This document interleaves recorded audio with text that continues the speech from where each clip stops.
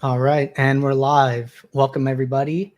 I'm joined today with Max Steinberg. I'm Andrew Sanchez, newest coach over at SaberSim, and this is our slot for our DFS office hours. It's a show where we answer questions that come in via Discord and live YouTube chat about how to use the tool and the SaberSim process and anything you guys want to talk about DFS related. So, special show, Max reached out saying that he wanted to come on and talk a little bit about NFL this upcoming week. So, Max, I'll hand it over to you. How you doing? I'm doing well. Thanks for having me. Would you mind if I shared my screen? Yep, of course. Okay. Okay. Does everyone see? Does it look like this is working, Andrew? Yep, it's online right now. Okay. So I was just thinking about basic NFL process type of stuff this past weekend because of sort of how it played out in week 2 with SaberSim and some of the things that happened. It made me think about, okay, what are we sort of hoping some things that you're going to do extra with SaberSim, aside from just like pressing the build button, building lineups, and sort of like taking what we're giving you. So I sort of have 3 things that I want to hit on. Is one thing that we want you to do is we want you to do research outside of SaberSim, right? We want you to read an article, listen to a podcast, read a lot of different stuff, look at what sharp people on Twitter are saying, and trying to figure out like, who do I like? Who do I not like? You know, how can I sort of add to the SaberSim process with particular players or teams or game stacks or whatever. And a second thing we want you to do, and I'm going to get into this shortly, is we want you to use group rules.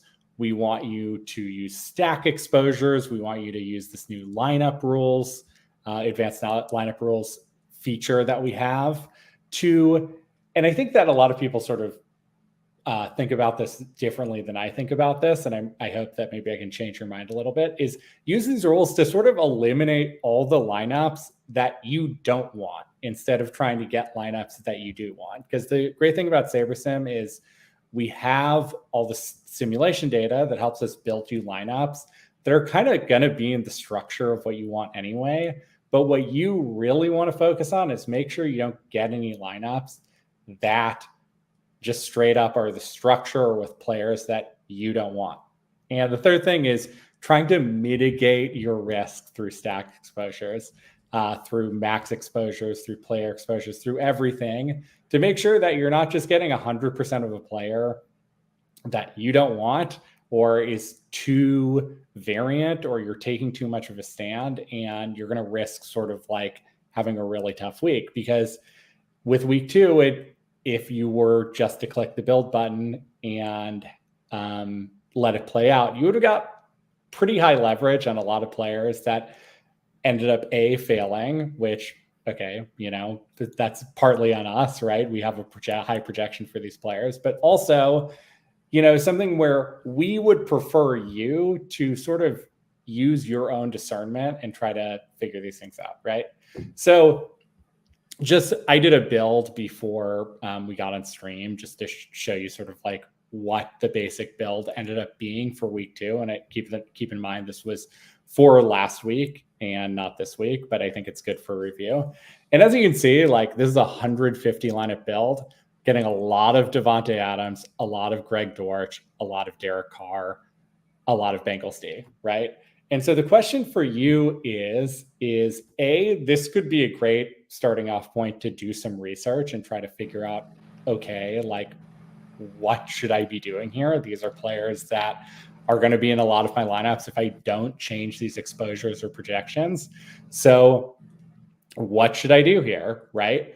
One thing that I did in week 2 is I thought to myself, okay, Greg Dortch had a really good week last week. He's sort of in this Raiders Cardinals game that's going to probably be really popular from what people are talking about. So he's probably going to be more popular than this 11% ownership projection that we have. And so he was someone where I'm like, okay, I don't want this much leverage on this player.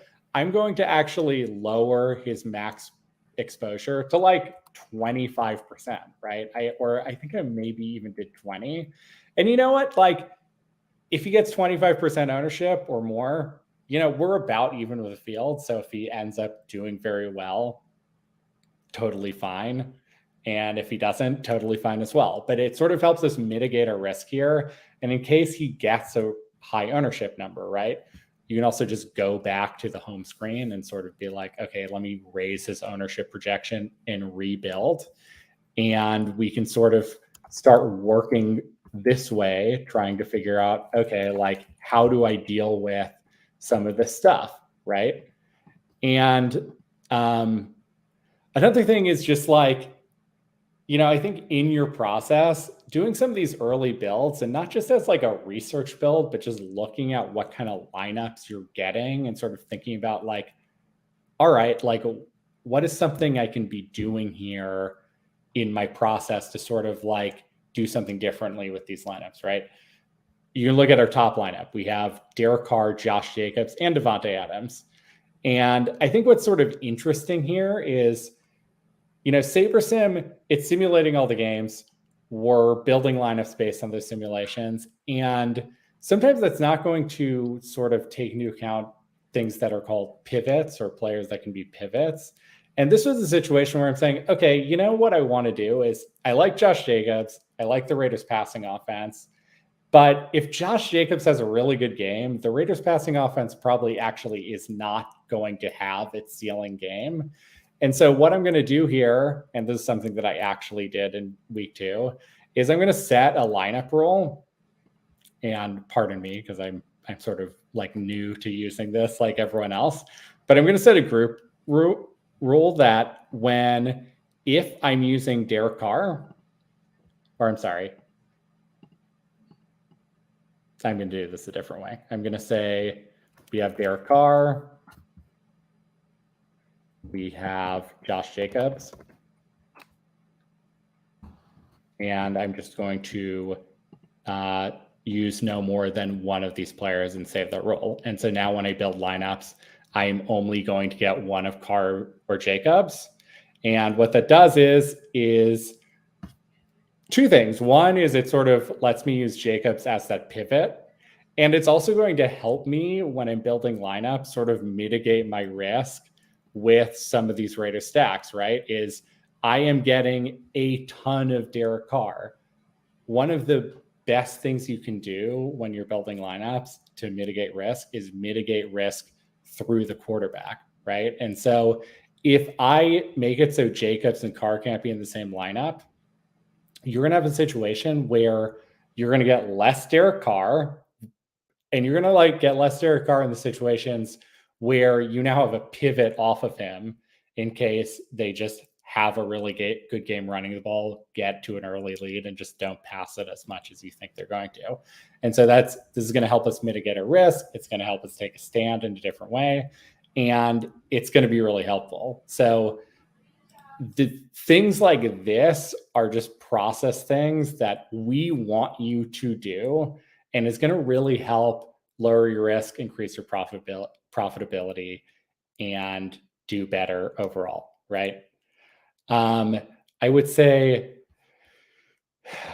I had one more thought and it just slipped my mind. I'm sorry about that. But do you have any other go-to rules that you like to set that maybe are not so specific, but point you in the right direction of like the stack types you want to get or the player combinations that you want to avoid week to week? Yeah, I mean, I usually do something where I don't like using QB and defense together. So usually I'm going to just sort of, and again, I'm sort of actually new to these rules as well. So I think to accomplish what you're talking about, you would probably group by team. Gotcha. Okay. Because you're saying from the same team. So then yes, exactly. Yes. One sec. Add new rule, group by no more than one player, group by team, and do QB and defense, and do an auto rule. And yes, there we go. Which makes a lot of sense, or else you're going to Yeah. have to spot check most of your lineups to see if that's happening anyways. Yes, exactly. I mean, it's just, I think these rules are really awesome and are really helpful. And mainly it's just sort of me trying to, again, just eliminate all these lineups that if I saw it in my lineup pool, I'm like, nah, I'd rather just not have that. Like in some circumstances, it might be good, but at the same time, you know, I just don't, I would rather just not have to scan through and sort of figure that out. I'd rather use my time in a different way. That's another thing though. It's like, you know, Bengals D, for example, again, it was going to be really high owned. It's also a really good defense. It didn't end up playing out, but I'm thinking, okay, how do I mitigate my risk with Bengals D, right? It's okay. You know, maybe if I use that rule, I use some Joe Burrow stacks instead. I'm going, and he's not even into my pool, so we can just do this and then send exposures back and then rebuild. But basically, now if I use Joe Burrow, I'm going to end up pivoting off of some Bengals D in a way that's smart, and I'm going to end up mitigating my risk as well. So that was very, very long-winded. But basically, my point is, you know, going into our SaberSim and just hitting build and just like taking what it gives you is a good start. But you really want to think about doing some research, using these lineup rules to sort of curate your lineups more. And then most importantly, just finding ways to mitigate your risk with some of these really high exposure players in a way that is going to give you better lineups, give you different types of lineups, give you sort of like this pool of lineups that is very good and isn't totally correlated, and you're not going to ham on one particular player stack. And you're going to end up, you know, having weeks where you're not going to just be like stone dead because the Raider stack did not work, right? So, yeah, basically that's just sort of the point I wanted to make coming on here. No, and I think a lot of those points are great, and it's awesome to hear from a DFS professional like yourself that even these are rules that you think a lot of people can start out with. Because I feel like, you know, we released a new feature, a lot of people don't use the rules, so sometimes they don't know where to start. So these are like ideas coming from you that they can take, and it's not always so slate specific as far as like the QB and the defense, and it's just a good starting point for some of the people who are not so familiar with setting rules. Yeah, that actually made me think of one other thing too, because, you know, some people, you know, there's some ways that SaberSim is not going to account for variance when it's sort of like situational variance, right? And this really actually came in handy for me last week, and we was thinking about Paris Campbell and Ashton Doolin, because basically the Colts, for anyone who's playing week 2, the Colts had a ton of wide receiver injuries. And so they were really down to just a few wide receivers. And to me, the two best options I thought were Paris Campbell and Ashton Doolin, and SaberSim thought the same, right? And they're both value wide receivers. And I think what SaberSim is going to do in this situation is SaberSim might play both of them in the same lineup, because SaberSim is just sort of looking at it, and we're assigning them both the target share, and they both could have good games at the same time, given theoretically what might happen. But they sort of have this variance of role, right? Is Paris Campbell could have a way bigger pass catching role because of all these injuries, or Doolin could have a way bigger pass catching role because of all these injuries. And so one thing that I did was I made a rule where I just said max 1 of both of these players, because I don't want to use both of them in case one of them has a really big role and one of them has a really small role, or vice versa. This can play out in many different ways, and SaberSim just not going to account for that. So having a rule where you're sort of thinking about, okay, like if there's variance skewed in the roll in one direction, it affects this other player very negatively, then having that max one is going to really, really help you. One thing I did want to point out, because while you were talking, I just pulled this up. Paris Campbell did have slight negative correlation to Doolin with like a minus 0.06. So it is something that the correlation slider will take into account somewhat, but the negative correlation is just not strong enough for it to like completely rule that out. So I could see the usefulness of setting the rule, but I mean, we're not just going to jam them both all the time together. Right. Well, so here's the thing is I bet their correlation is actually more negative, because this is just a theoretical correlation given particular estimates for their target shares, right? But their target shares have a lot of variance when it actually plays out in real time, because we don't know what roles they're going to have. And for me, actually, you know, when I was going through my week 2 process, I actually was boosting them both. I think I had, if I remember correctly, I had Paris Campbell at like 10.5, which ended up being very wrong, and Doolin at around 9. And that also might sort of make the builder sort of land on both of them a little too much, even with that negative correlation, because they're just such good values with my projection adjustment. Then what this does is this makes this just all sort of like mitigates that a lot more, where I'm like, all right, I can sort of control how many lineups do I want with Doolin, how many lineups do I want with just Campbell, and how many lineups do I want with neither of them. And it makes it a lot easier to control. So that's just something to keep in mind as well. So I have a question for you, because I saw a lot of talk about this on like DFS Twitter and different shows. What are your thoughts on grouping out the quote unquote like cash players like Carr, Adams, Dortch, and some of those other like pivots, and just setting a rule like only max 2, max 3, max 4? What are your thoughts on something like that? Yeah, I think that's interesting. I mean, the thing is with specifically Dortch, Adams, Carr, etc., and maybe including Waller and that, is they're all from the same game, right? So they are actually pretty correlated. So, you know, I heard you talking on the stream a couple days ago when we were introducing these lineup rules, and you're saying how in baseball, you know, like grouping the weather team together, right? When there's like a dicey weather game, just grouping that team.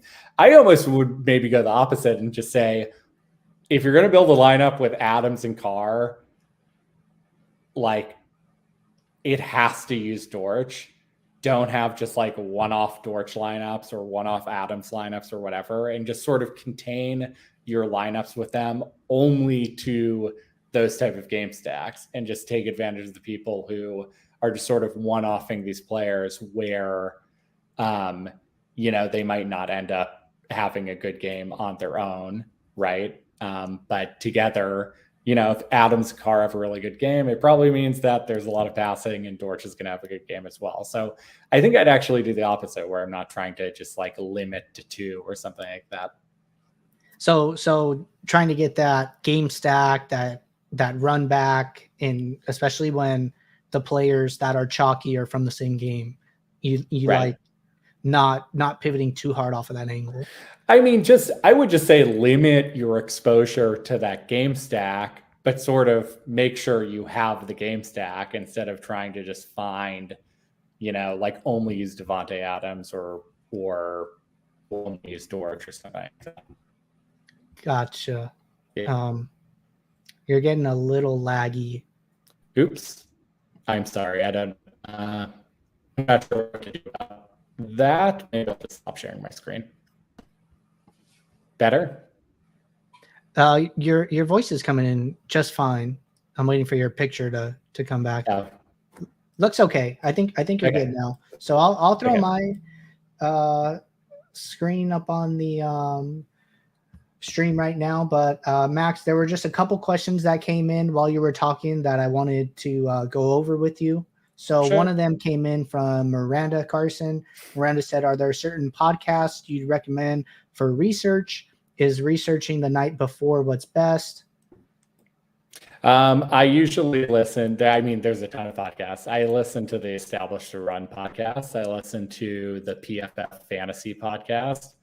I mean, there's so many. It's kind of crazy, but I think an underrated one is the PFF Fantasy one. Is they really know their stuff. These guys are obsessed with football, and there's a lot of good nuggets in there. So, Right on. Thank you for that. Let's see. One from DJ Sirius. Before running sims, how important is it to look at the Vegas point totals and model your lineups off higher point totals versus lower ones, or does the sim account for this? So really quickly, the sim does account for this. I would like to hear where you stand on our team totals versus Vegas and taking stands or trying to move closer to Vegas. What do you think, Max? you know what? I actually don't even think about it. I know that a lot of people do, but I feel like, I'm trying when I'm trying to do my research and trying to figure out who to play, I'm sort of just trying to leverage off of the players that I'm researching that I really like, right? So if I remember last week, one passing game I liked, and this did not work out, was Denver. Just because I thought they were just so going to be concentrated to Jerry Jeudy and Cortland Sutton. And I don't really, I'm just not thinking about the point total there. I'm just thinking, okay, like, who might do well if Denver's passing game does really well, thinking about Houston players I can run it back with, things like that, lineup constructions, thinking about defenses and running backs that are sneaky that I can pair, all of that stuff. But Vegas point totals, it's sort of like, okay, this team's supposed to score 24 points. So, okay, great. Now what? It's like some team's supposed to score 18 points, or this game's supposed to, has an over under of 38. It's like, yeah, I mean, we're taking all of that into account. I don't think there's any extra signal in trying to avoid those low total games or trying to get more of those high total games. And in fact, usually if there's a really high total game, people are going to be on it anyway. So you're probably, if there's no signal in it at all, you're actually just making your lineups worse because you're going to just be more with the field. Good answer. One question I had personally is, when you see like a team getting talked up throughout the week and you look at our ownership totals, what is like a signal for you, or maybe like do you compare it by other projected players at like a similar point total and you look at their projected ownership, or what helps you determine like, oh yeah, I got to boost this person's ownership, and how much do you think is a good amount to boost by? Yeah, that's a great question. I think actually you can mess with our ownership projections a lot more safely, or what's the word for it? Like there's more utility. You can sort of go crazier adjusting your ownership projections because you can actually find pretty good signal, right? I mean, things I look for is it being talked about? Are this player being talked about on Twitter or on podcasts or whatever? I'll look at different websites and look for the cover photo for like a top plays article, right? Because whoever's on the cover photo is probably like the most talked about play, and without fail, they're usually going to have higher ownership. And thinking about as well, just like, people love doing quarterback +2 stacks with a bring back, right? People love game stacking that particular way.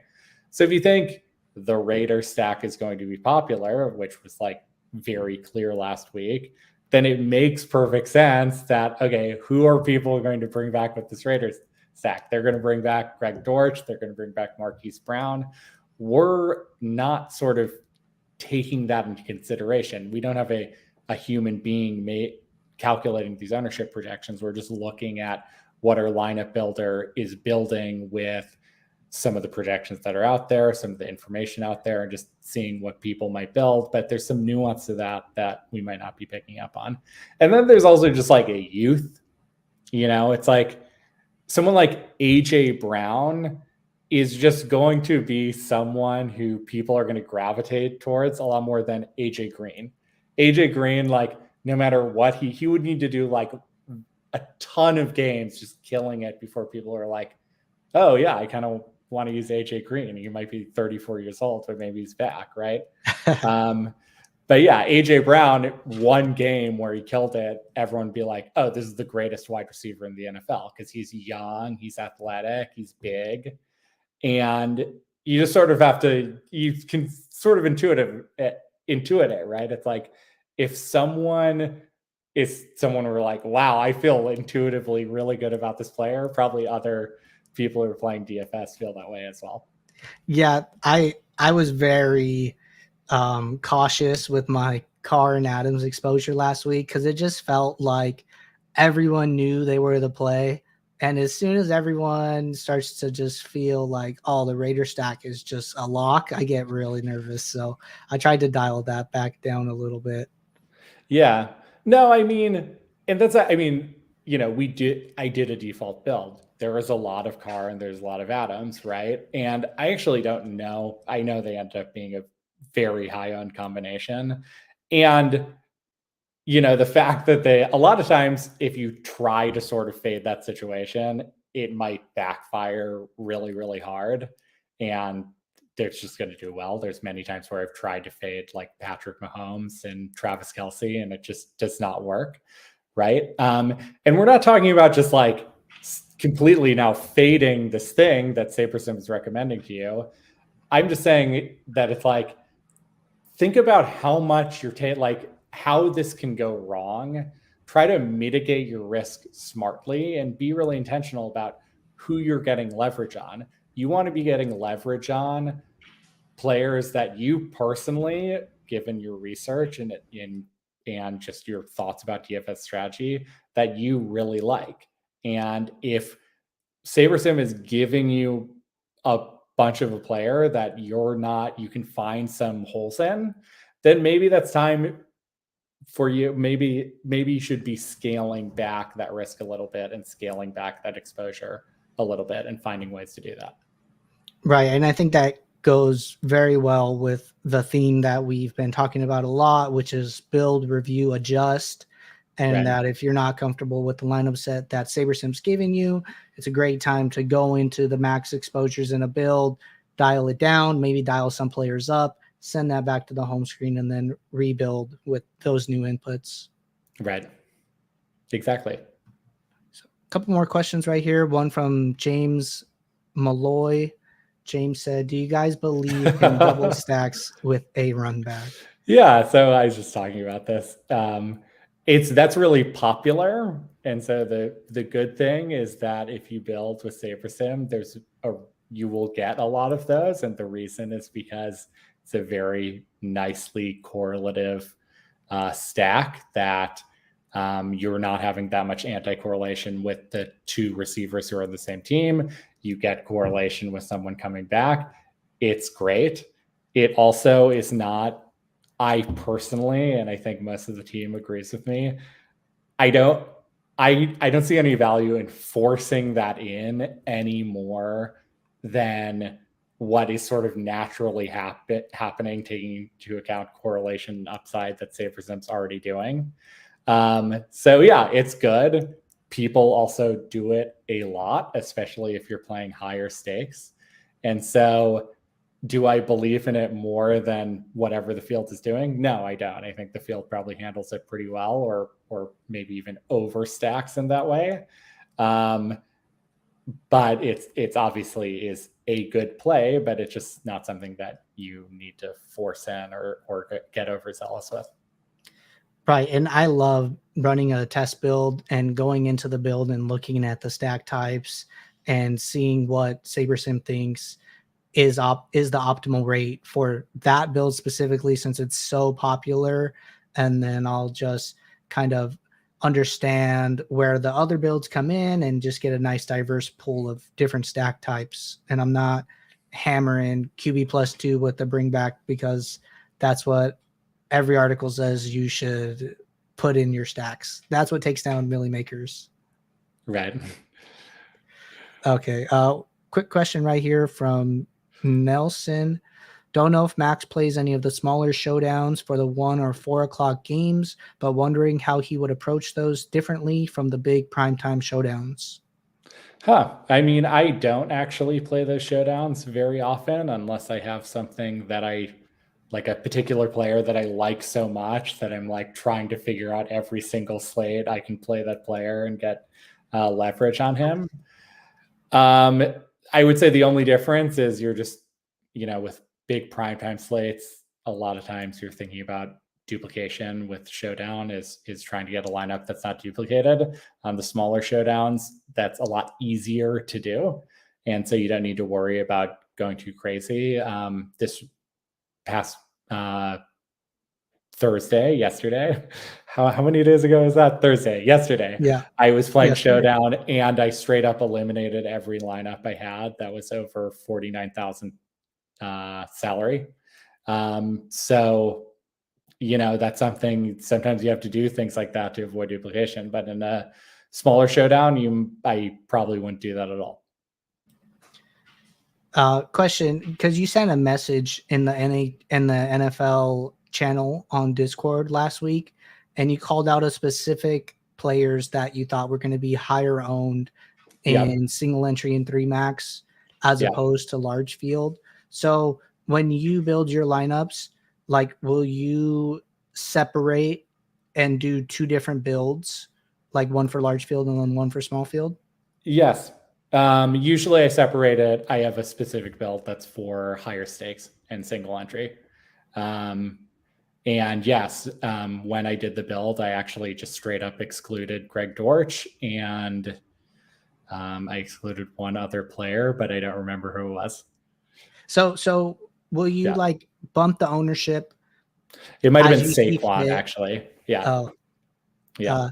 So do you make ownership adjustments and say like, okay, I'm going to build for my 150 maxes, and then run your build, maybe put your lineups in, and then go back to the home screen and then make new adjustments for those smaller field or high stakes tournaments and then rebuild? Yes, except the adjustments I'm making is just basically changing some max exposures, maybe eliminating players from the field, or basically trying to get, when you're building, most of the things you're thinking about is who do I want leverage on and who do I not want leverage on, right? And so in the larger field tournaments that are smaller stakes, like I don't know that, the Raiders are going to be that popular. People like doing a very wide array of things. There's a lot of recreational players in that. So I don't know where people are going to land, right? The Bengals D was an example of this as well.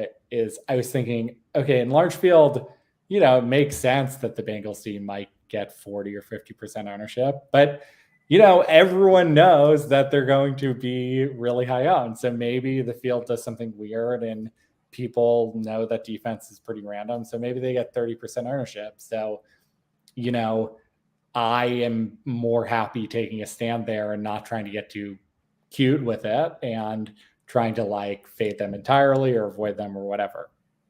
But in smaller fields, higher stakes, single entry, people are just going to be a little more happy being chalky, especially if they don't think they're going to be chalky, like Greg Dortch. I bet a lot of people did not think to themselves, oh, he's going to be really chalky. They thought maybe they're being clever, and they get really steamed in those fields. So I try to figure out what players might really just have high ownership. I thought Saquon Barkley was one that was just going to be really, really popular, and basically just try to avoid them. Thank you for the insight, because Jordan and I will go back and forth. I like to do like 2 separate builds and kind of think about them a little different. Jordan's talked a lot about like just kind of building it all together and letting the cards fall where they fall. So just wanted to hear your take on it. Right. I mean, I think it's also really interesting with the low end plays, right? Because when you're playing in a higher stakes or smaller field or single entry, there's going to be players that you actually can get that are like 1% 1% owned. What a player I really liked last week was Pat Fryermuth. And in high stake, in my regular lineups, I'm like, all right, he could end up being like 5 to 10% owned. And that's sort of like, I don't know if he's a good play at that sort of ownership, but in high stakes, he was like 1% owned. So getting leverage on him, if he has a really good game, is just really, really valuable. And so it can also work in that way where some of your kind of more far out plays can actually pay better in single entry or higher stakes if you're right. So that's something that I try to keep in mind as well. So it looks like we don't have any more questions. I did want to pick your brain on one other thing before you go. Gotcha. Let me just pull this up really quickly. I'm just hovering over to the slate coming up. Alrighty. You know what? I'm not able to find it right now. It's okay. Okay. Well, Max, thank you for coming on. You reached out. You wanted to give this demo and share your thoughts with all the SaberSim users. And I think it's awesome hearing from you and getting to ask questions from somebody playing those larger field tournaments who's been doing it for a long time. So thanks for coming on. Thanks for having me, Andrew. Have fun for the rest of the show. Will do. Good luck this weekend. All right. So awesome to hear from Max. Max is a DFS pro who's been in the game a long time. He really knows what he's doing. And that was actually my first time getting to talk some theory with him and see where he falls on a lot of the items that come up in the community a lot. So we're going to get back to our regularly scheduled DFS office hours. Any questions that were coming in Discord and YouTube chat, we're going to get to those now. So I'm going to hop over to Discord. Let me share my screen. Put this up here. All right. And the first question that came in this morning was from Coach B. This is a 3-part question. So let me just throw this up on the screen. And Coach B said, when do you use quick swap versus late swap? Is it just time dependent? If I have the time, is it always better to do a late swap? So Coach B, I'd say that the best time to do it is before, like if we're talking about football specifically, I would always do a quick swap before the afternoon games get started, just to make sure that in case any players got ruled out that was in your lineups, that they get removed and you get actual players who are playing in the game. There is an argument to be made that to run a late swap every time sims are run. So inactives will come out and we'll run new sims for the 4 afternoon games. I think it's perfectly fine to run a late swap if you're not super opinionated about if that ends up changing a lot of your lineups. I think it's a good opportunity to look at where your standings are. So if you're in 10 contests, see how you're doing and see if you're having a great day, then maybe you don't want to late swap with the same settings that you built with. Maybe you want to dial down the correlation, dial down the ownership, and play some of the better plays in the afternoon games to help you climb up the leaderboard. Because if you had some dart throw 1% guys or just low ownership guys in general that just already popped off, then you don't need to get too cute with the rest of your lineup and you could play some of those chalkier plays. I think that's where I would fall on the issue for sure. So then second part of the question is, then if you do quick swap, when do you use best available versus best from that team to keep your stacks? So I think this is a better use case for baseball specifically. We implemented this specifically for baseball, so you could keep your 5 stacks or 4 stacks or whatever stacks you were running.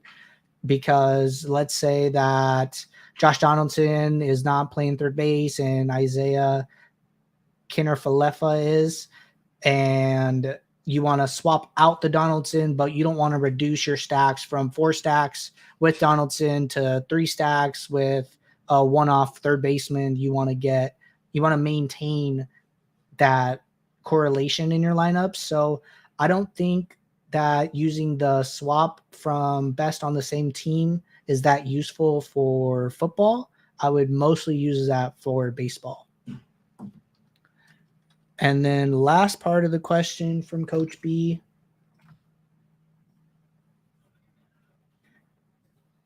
If you use late swap, does it keep the same rules / adjustments you made in the build, or just the rules adjustments you make before your build in the projections, or both?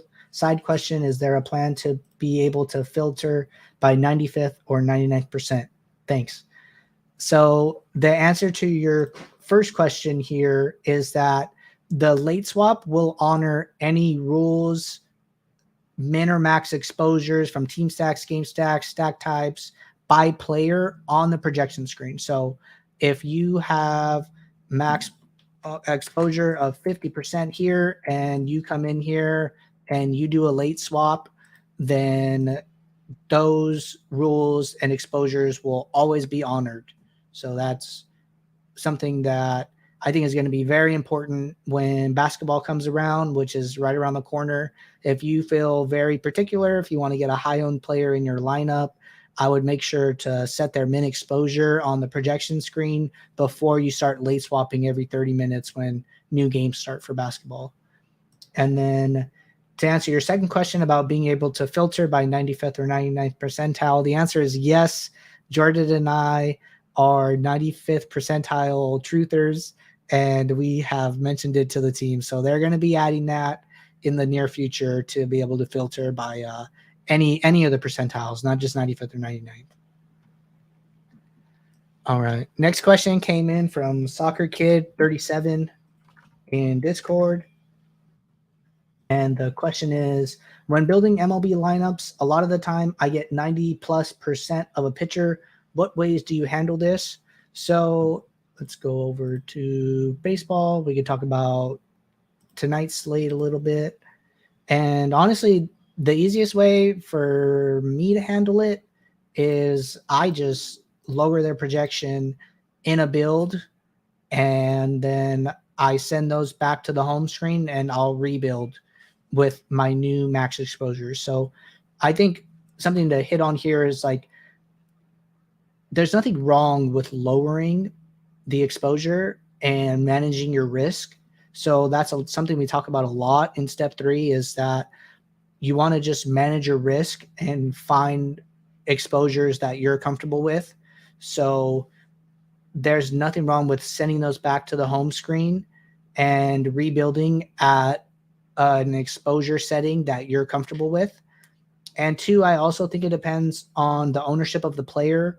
Sometimes we get a slate where Jacob deGrom is pitching and there are no other good pitchers on the slate. And in those situations, your leverage on Jacob deGrom is lower overall. So 90% in a situation like that is a lot different than 90% in a situation where there are a lot of pitchers on the slate. So we're seeing something similar to that here tonight. We have just huge leverage and ownership on Garrett Cole. So he's coming in at about 58% owned. We're a little over the field on him in our pool of 500 lineups. If this is too much for you and you say, no, I don't feel that strongly about Garrett Cole, or that's just a little too much risk, he always gets lit up by Boston, which I don't know if that's true or not, but you can just lower this here, which is fine. We're going to say keep editing. If I want to make any other changes, I can do that as well. And then I can send the exposures to the home screen and then rebuild, and I won't have more than 60% of Garrett Cole. So nothing wrong with managing your risk there. Hopping over to YouTube chat. I see we have one question right here from DJ Sirius 669. Will there be a video on how to use the new tools for NHL? DJ Sirius, yes, we will make sure to have content that comes out prior to NHL starting. I know we're only a couple weeks away, so you should be seeing something from us in the next week or two just about our guidelines for using the new rules and NHL strategy overall. So that's something we'll be putting out in the near future, getting ready for hockey season. All right. Another question right here from Noah Sharp. I had a cash game question. The whole DFS industry has basically been saying, besides single entry, double ups, and low stake head to heads, cash is unbeatable, yet I still see pros with 150 lineup trains. Do you still think there's EV in the $25 double ups with all the lineups?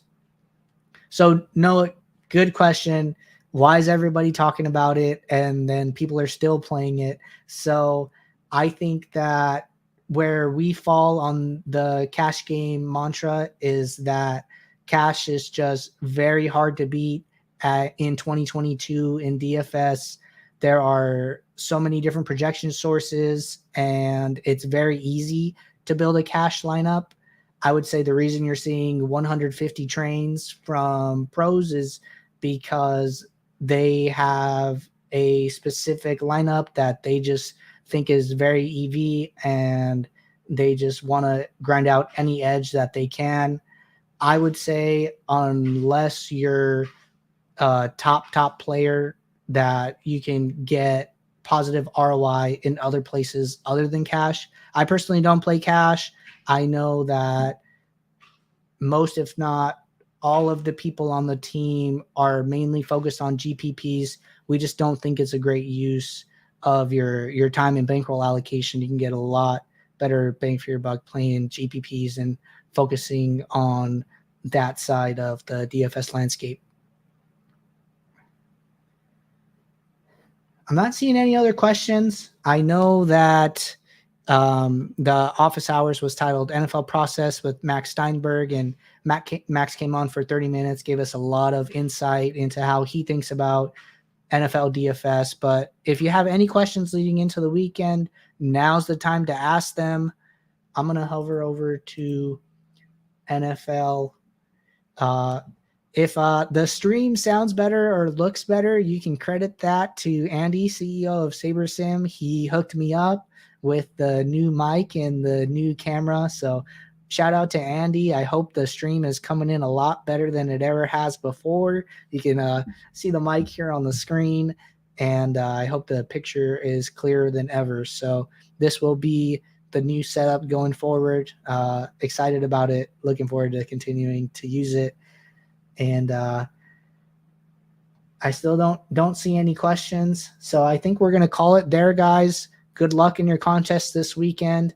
If you guys are having any issues with the lineup rules, feel free to reach out to support or in the Discord channel. Ask your guys' questions wherever, for whatever sport you're playing. The team will be around, and we're always ready to help out in any way we can. So thank you, and see you guys next week.